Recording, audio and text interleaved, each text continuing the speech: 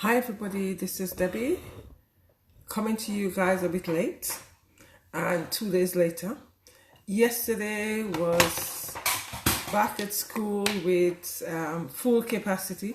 So we had all the children back to school. We had from year 7 to year 13 because we had year 11, 12 and 13 came in last week. So this week from yesterday we had all the year groups come in.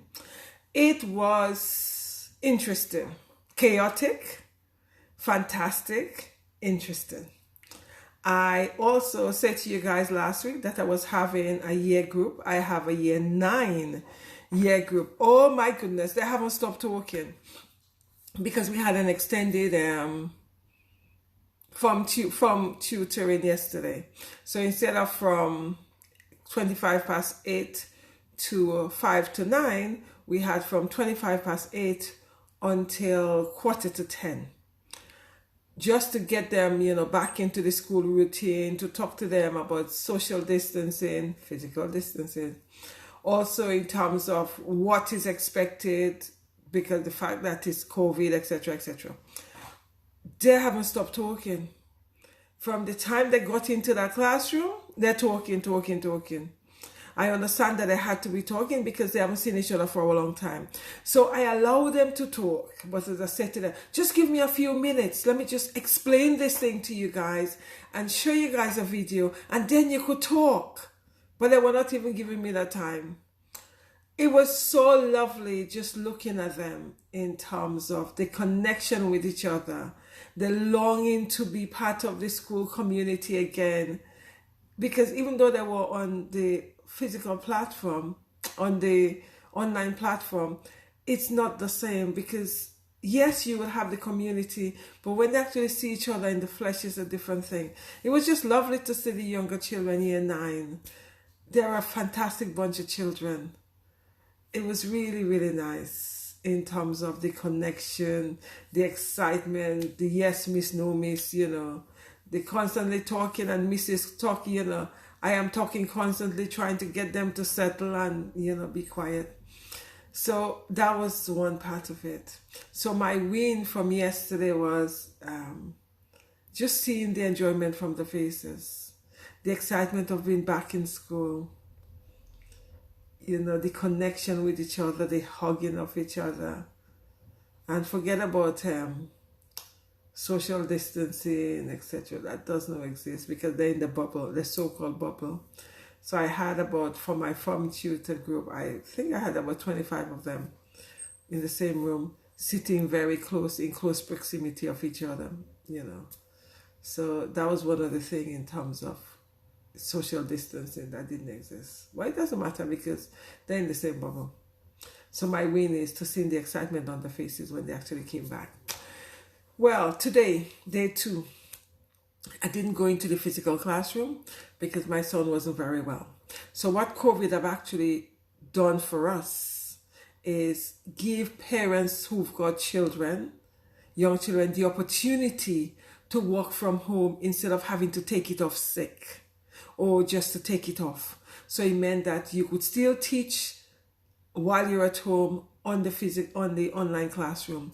So today, I taught from on the online classroom. Oh my goodness, isn't it so very different from when you actually have them on the online class platform as well. When I was teaching online and I had the student online, they had no cameras on and they were not saying anything. Our communication was through the chat. Or when I asked them a question, I might get an answer from them. But oh boy, I was online from home and they were in the physical classroom. Gosh, they haven't stopped talking.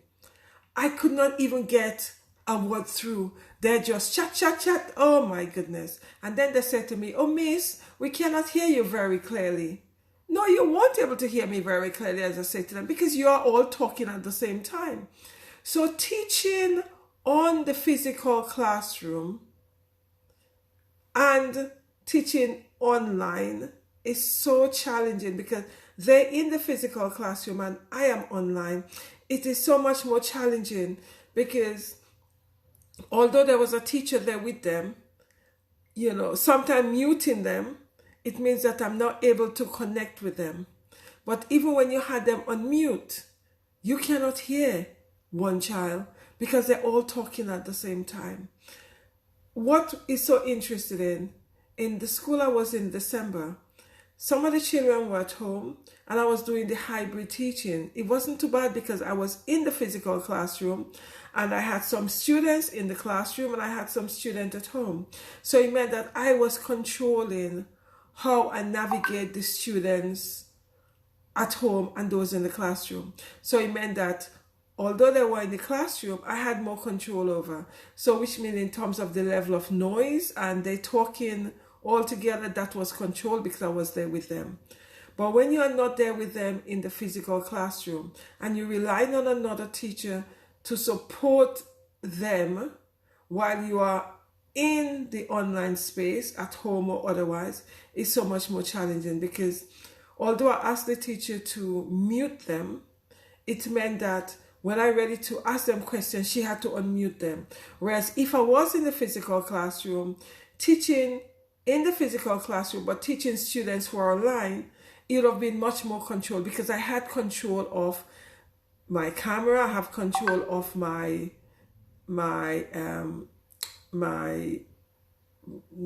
voice in terms of me speaking to them, etc. But when you are not there, it's chaotic. So I spend so much time today trying to say to them, oh, please be quiet. Oh, this is what you need to do. And sharing my video, sharing my slides with them. I felt at one time I was just talking to myself because they were so noisy. But I've left them work to do. Let's see how they actually done that.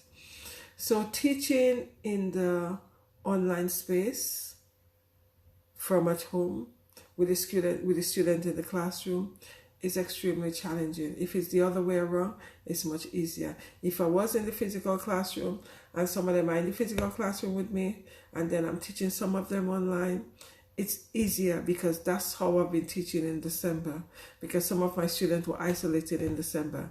So I was in the physical classroom, I was teaching my class whilst teaching those that are online. One of the challenge of that is that sometimes you forget those online because your back is turned to the camera sometimes. So those are some of the challenges.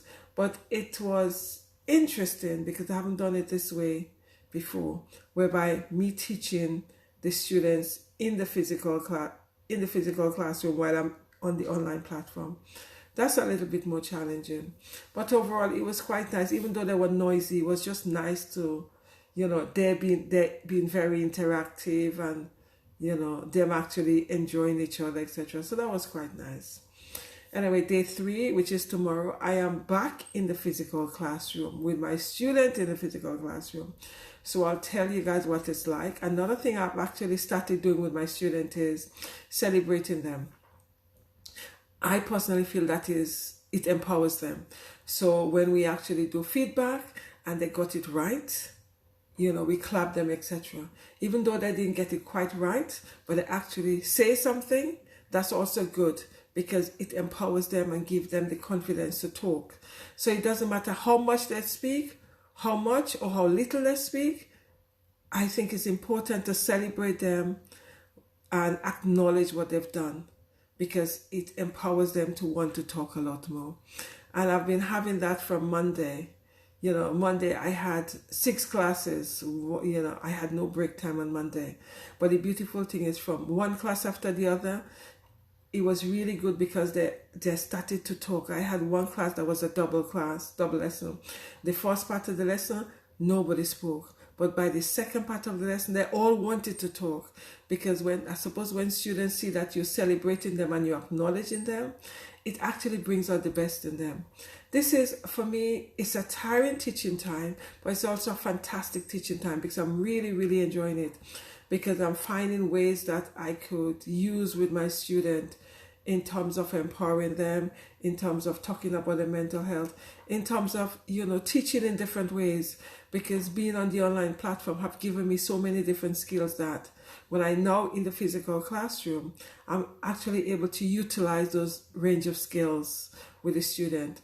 Also in terms of using psychological tools to help them to navigate a number of factors.